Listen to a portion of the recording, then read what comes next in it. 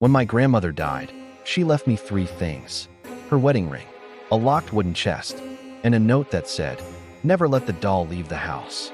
I assumed it was dementia talking. The chest was heavier than it looked.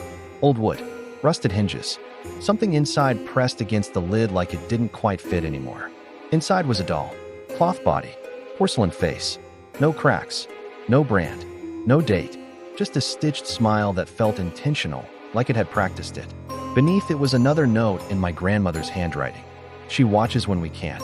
I laughed, put the doll on a shelf in the spare room, and forgot about it. For weeks, the first strange thing wasn't movement. It was sound. At night, I heard something soft dragging across wood, like fabric brushing the floor. I blamed the house. Old houses make noise. That's what they do. Then my dog refused to go near the spare room. He'd stand in the doorway and growl at the shelf. Not the door, not the room, the shelf. The doll never moved. Then I noticed the wall. Thin pencil lines beside the shelf. Horizontal, unevenly spaced. They looked like height marks.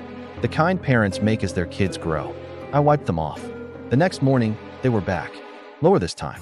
That night, I woke up unable to move. Sleep paralysis. I'd had it before.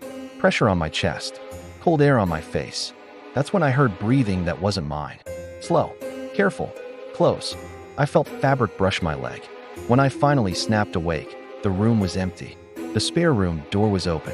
The doll was still on the shelf, but it was closer to the edge.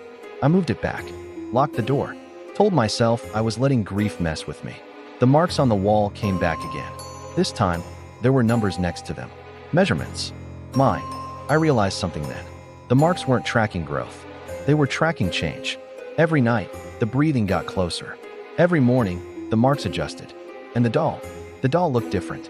Its cloth body sagged less. Its stitched smile stretched wider. The porcelain face seemed smoother, more familiar. One morning, I stood in front of the mirror and noticed bruises on my arms. Finger-shaped, small, evenly spaced. That night, I pretended to sleep.